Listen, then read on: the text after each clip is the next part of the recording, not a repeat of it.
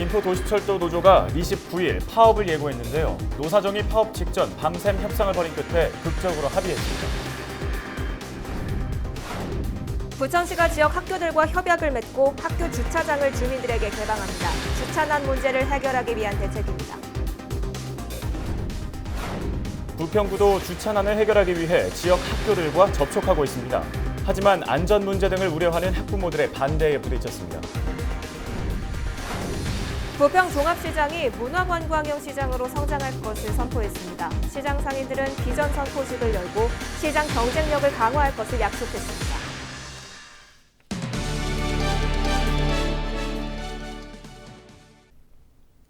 시청자 여러분 안녕하십니까? 헬로티비 뉴스 시작합니다. 오늘의 첫 소식입니다.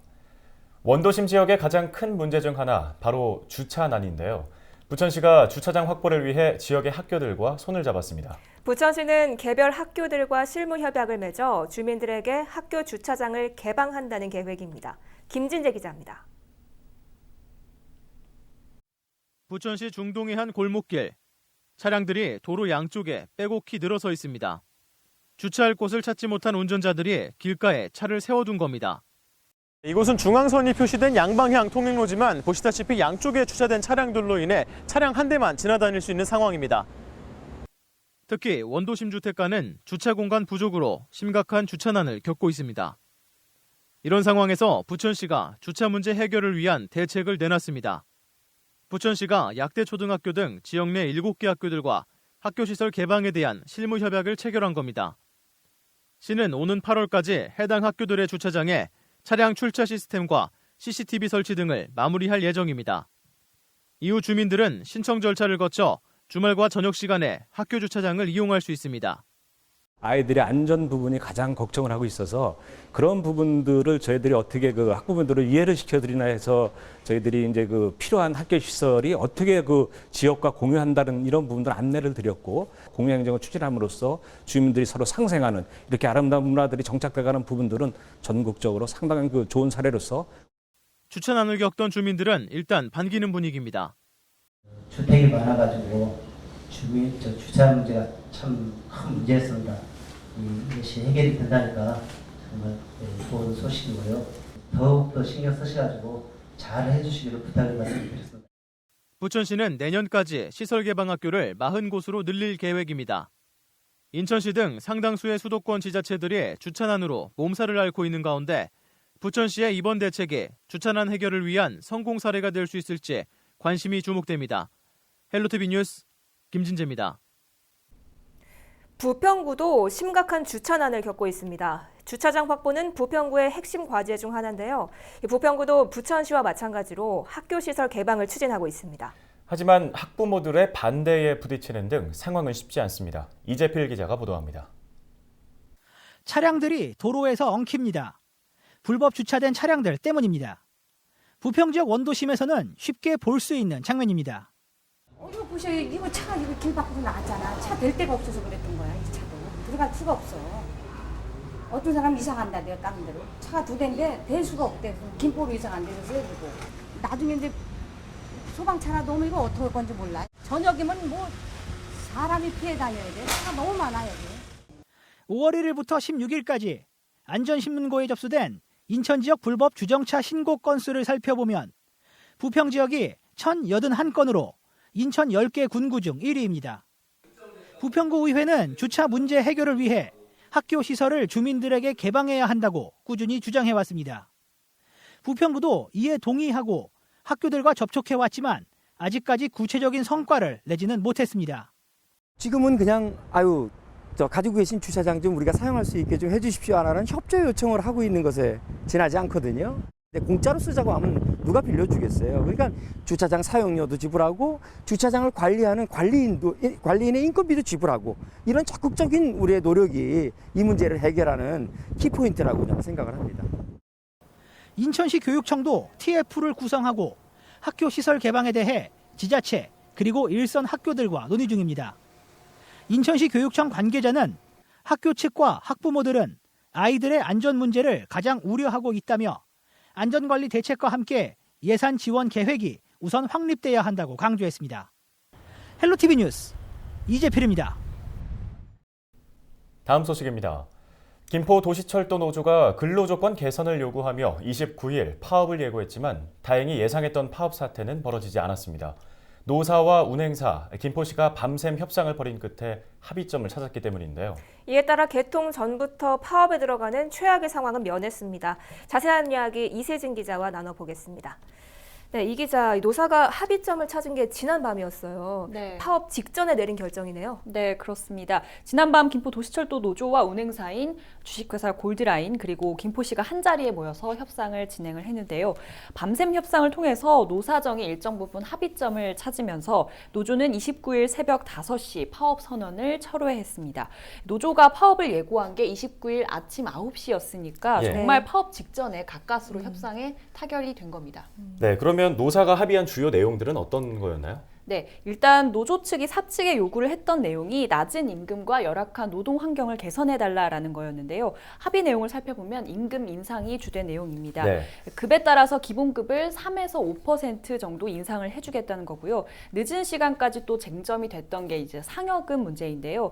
200%에서 300% 정도를 이제 노조 측에서 제시를 했지만 사측에서 재정 여건이 여의치 않다라는 입장을 내면서 150%로 이제 합의를 했습니다. 이후에 이제 수익금이 발생할 경우에는 이제 별도 상여금 50% 그리고 가게 안정비 등을 지급하는 것으로 이제 합의를 내렸습니다. 더불어서 이제 호봉제로 전환을 하기 위한 노사 공동위원회를 설치해서 운영하겠다는 것도 양측이 합의한 내용 중에 하나입니다. 네, 노조와 사측의 임금 협상은 이루어진 것으로 보이는데요. 네. 지난밤에 이 협상을 테이블을 만든 게 김포시였습니다. 이 노조가 사측뿐만 아니라 김포시에도 요구해온 사항들이 있는데 네. 이것은 김포시에서 어떻게 대처할 계획인가요? 네, 일단 노조는 이제 앞서 이제 도시철도의 안전성 문제를 제기를 하면서 노사정 합동 점검을 하자라고 이제 요구를 했었는데요. 일단 이 부분은 이제 수용이 됐고요. 또 하나 이제 쟁점이 됐던 게 광고비 등 부속 사업비 관련된 내용인데요. 이 부분은 이제 노사 합의 이후에 김포시와 골드라인 주식회사의 원청인 서울교통공사가 협약 변경을 통해서 이제 내용을 한번 검토를 해보겠다라는 쪽으로 이제 가름이 됐습니다. 예. 또 나머지는 노사정 협의체를 또 구성을 해서 지속적으로 문제를 검토하겠다라는 입장을 밝혔는데요. 김포시의 입장 한번 들어보시죠. 직원들의 급여와 처우 개선뿐만 아니라 골드라인 운영을 함에 있어서 이후의 그 틀들을 좀 풀어내기 위한 노사공동위원회나 노사정 협의체를 정례적으로 또 발전적으로 가져가는 것이 주요 합의된 노사정의 결과입니다. 계약 변경 사안으로 접근할 수 있는 부분들은 이번 노사정 협의에서 저희들이 제시를 해서 우선적으로 이런 부분들부터 직원들의 복리후생과 연관된 좀 지원을 네, 파업 직전에 급한 불은 껐지만 이번 사태로 김포도시철도의 여러 가지 구조적인 문제점들이 이제 수면 위로 드러난 건데요. 네. 근본적인 대안이 없다면 이런 문제점들이 또 어디서 터져나올지 모르는 건데 어떻습니까? 네.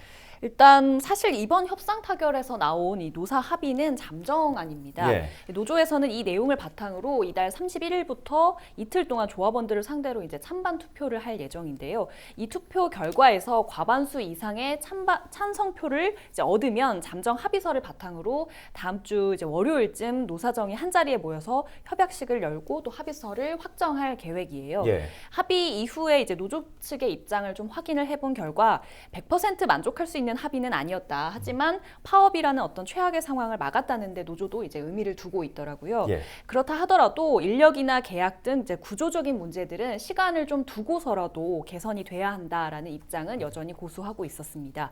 김포시 역시 도시철도 정상 개통이 최우선 과제이기 때문에 이번 사태가 이제 노사 갈등이지만 시가 적극적으로 중재에 나선 것이다라는 입장을 밝혔는데요. 향후에 뭐 인력 구조나 운영 방식에 있어서는 하반기 용역을 통해서 또 이제 노사정 협의체에서 어떤 논의를 거쳐서 이런 내용들을 꾸준히 개선을 시켜 나갈 것이다라는 입장을 밝히기도 했습니다. 네, 알겠습니다. 김포 도시철도 시민들의 관심이 굉장히 높은 사안입니다. 가까스로 노사 갈등은 봉합이 됐지만 시민들의 편의와 또 안전이 담보된 사업인 만큼 이런 일이 다시는 발생하지 않도록 협의가 하루빨리 이루어지길 바라겠습니다. 이세진 기자 수고했습니다.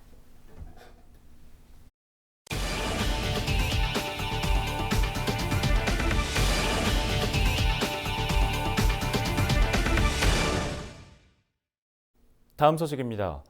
부평 종합시장이 문화관광형 시장으로 성장할 것을 선포했습니다.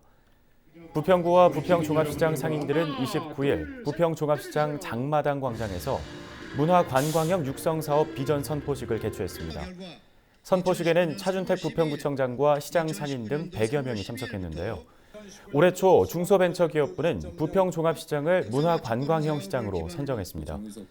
부평 종합시장은 중기부의 지원금 9억 6천만 원을 바탕으로 쇼핑시설을 개선하고 문화체험시설을 건립하는 등 문화관광형 시장으로 거듭날 계획입니다.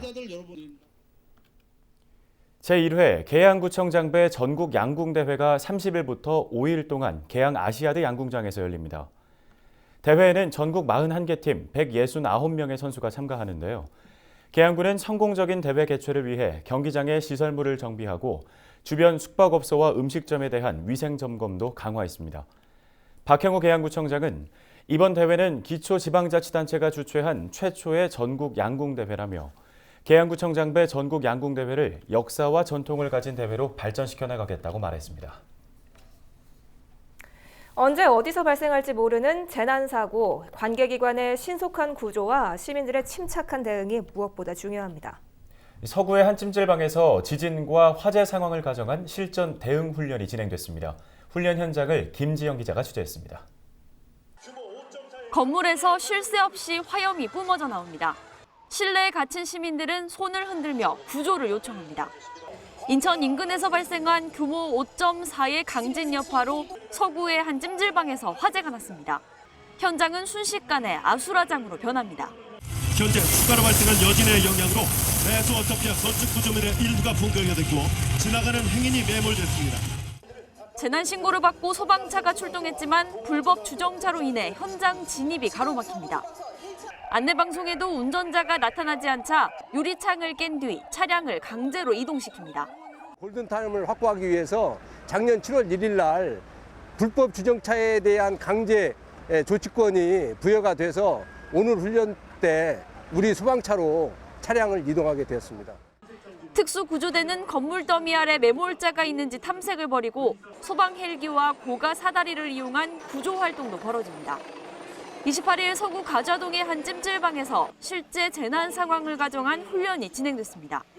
소방과 경찰, 자치단체 등 20여 개 유관기관과 시민 200여 명이 참여해 현장 대피와 수습 과정 등을 재현했습니다.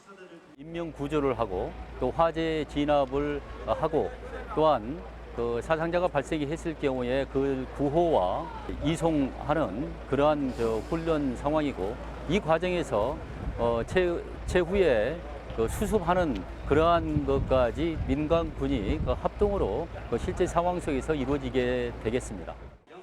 특히 이번 훈련에는 인천시가 전국 최초로 도입한 닥터카가 참여해 이목을 끌었습니다. 닥터카는 전문 의료진이 사고 현장에 도착하는 동안 실시간 영상통화로 현장 응급처치를 시행하는 의료 시스템입니다. 환자 상태입니다. 잘 보입니까? 네, 잘 보입니다. 환자 복부 상태 좀 보여주세요. 현장 훈련에는 박남춘 인천시장도 참석해 실전 훈련과 함께 재난 예방 활동의 중요성을 강조했습니다. 무엇보다도 가장 우리가 가져야 될 마음이 이 사고가 나지 않도록 예방하는 거라고 생각합니다. 오늘 지진 이로 인해서 시작이 됐듯이 지진 피해가 없도록 우리가 내진 설계나 이런 것도 완벽히 할 수 있도록 언제 어디서 발생할지 모르는 각종 재난 사고.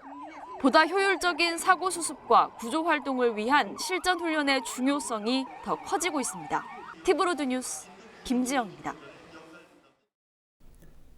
월미도는 매년 수백만 명이 찾는 관광 명소인데요. 최근에 월미산 자락에 둘레길이 조성돼 산책 코스로도 주목을 받고 있습니다.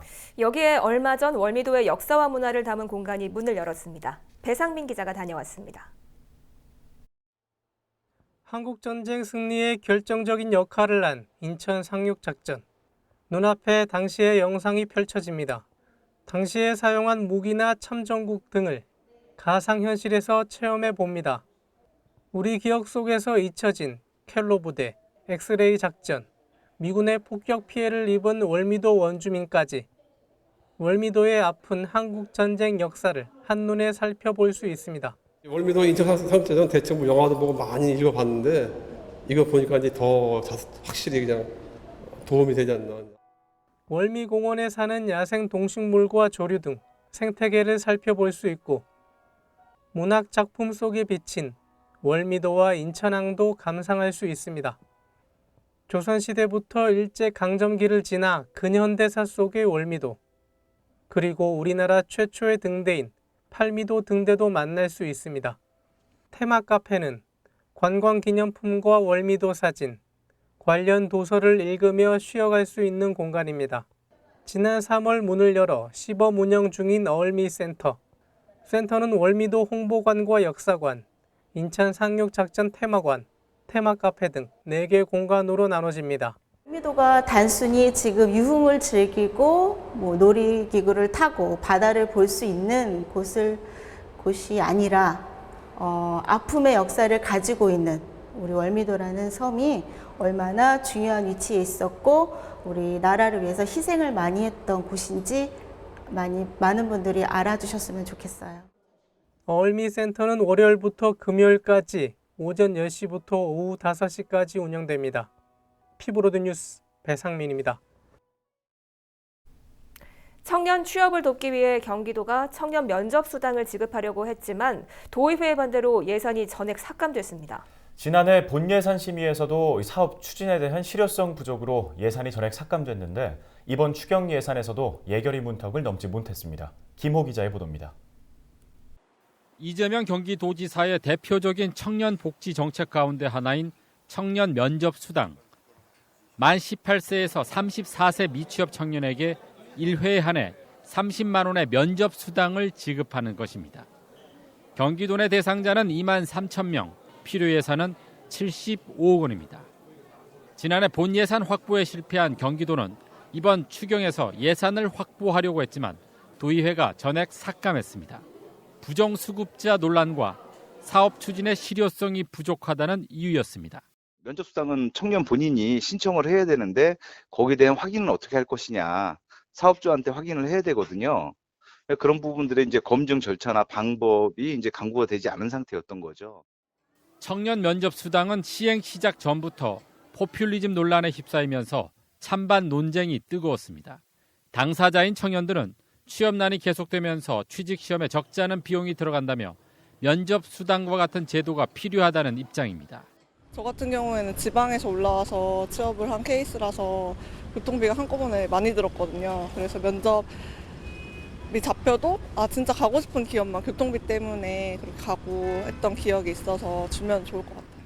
이제 취업 준비하다 보면은 생활비도 필요하고 일단 금전적인 부분에서 조금 부담이 좀 덜어지니까 조금 도움이 될 것 같아요.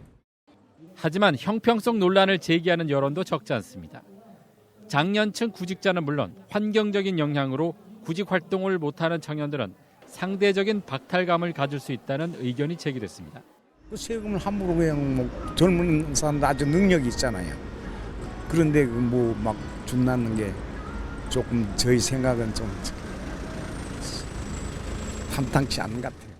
취직을 할 수 있는 자격이 되거나 그 위치에 있을 때는 그 아이들한테는 유리하지만 환경적으로나 건강상으로 그렇지 못한 아이들한테는 그게 오히려 불이익이.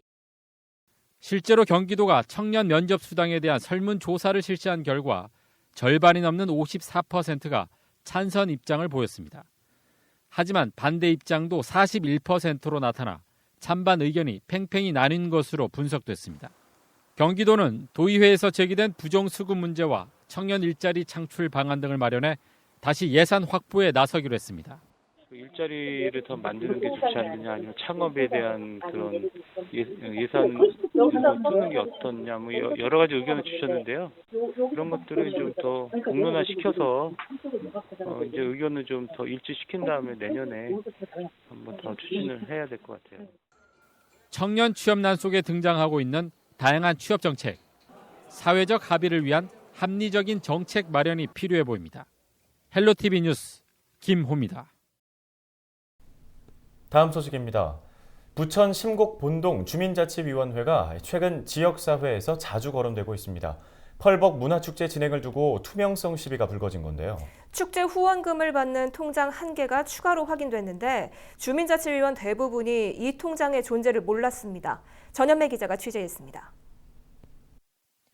부천 심곡본동 주민자치위원회는 매년 15조금과 지역의 후원을 받아 펄벅 문화축제를 진행하고 있습니다.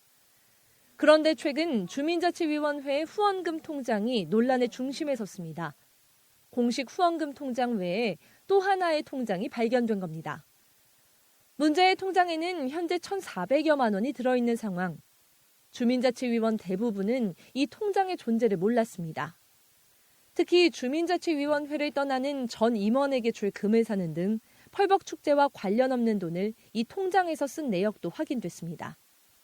제가 이거 주민자치원 생활 한 4년 좀 넘게 4, 5년 정도 했는데 예비비 통장 있다는 건 이번 사건 터지고 알았죠. 몇 년을 고생했으니까 뭐 어떠한 답례를 해줄 수 있어요. 그러면 주민자치위원회의 의결을 걸쳐서 이러이러해서 이러이러하니까 이렇게 해줍시다 해가지고 의결을 걸쳐서 지불이 돼야 되는 거예요. 그런데 이제 지금 얘기를 들으면은 이제 몇몇 사람만 그러니까 알고 그거를 지불을 해줬고 10대도 몇몇 사람만 알고 같이 밥을 먹었고.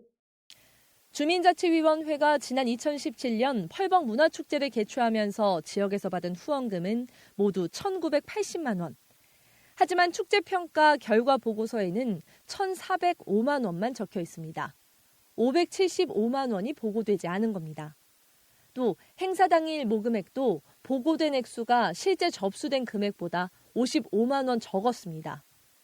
이렇게 누락된 금액은 총 630만 원. 이 돈은 문제의 통장에서 발견됐습니다. 또 펄벅 축제 행사 홍보를 맡았던 업체에게 비용 일부를 돌려받아 리베이트 의혹까지 받고 있는 상황. 하지만 해당 주민자치위원장은 의혹을 부인했습니다. 그는 전 위원장 때부터 2개의 통장을 만들어 관리해온 방식을 관례적으로 따랐다고 설명했습니다. 다음해 축제를 위해 예비비를 모아놓은 통장으로 서면 보고가 누락됐을 뿐 주민자치위원들에게 구두상으로 중간보고를 해왔다고 해명했습니다. 또 광고업체에서 들어온 돈은 주민발전기금 명목으로 받은 것이라고 밝혔습니다. 주민자치위원들이나 축제 추진위원들한테 보고를 서류상으로서 보고를 하는 게 맞긴 맞죠. 근데 이제 관례로 이제 해오다 보니까 좀 이런 어려움, 뭐 비자금이다, 뭐다 이런 식으로 지금 하는 것은 잘못됐다는 얘기죠. 비자금을 우리가 조성하려고 그랬으면은 다른 분들한테 리베이트를 받았을 때도 다른 통장으로 받고 개인 통장으로 받았지 이거는 순수하게 공식적인 통장으로 받았기 때문에. 현재 심곡본동은 주민자치위원회의 통장 거래 내역과 그동안 발행한 기부금 영수증 등을 토대로 사실 확인을 하고 있는 상황. 이와 관련해 소사경찰서도 내사에 착수할 것으로 전해졌습니다. 헬로티비 뉴스 전현매입니다. 부평구가 지역의 청년 창업자들을 지원합니다. 구는 최근 구청 영상회의실에서 지역 청년 창업자 3명과 지원 약정 체결식을 열었습니다. 앞으로 1년간 구는 지역 청년 창업자 3명에게 사무실 임대료와 전기세 등 공공요금을 지원합니다. 구는 오는 6월 1일 청년 창업 재정 지원 사업 대상자를 추가로 공개 모집할 계획입니다. 차준택 부평구청장은 구의 지원이 경제적으로 어려움을 겪고 있는 청년 창업가들에게 도움이 되길 바란다고 말했습니다.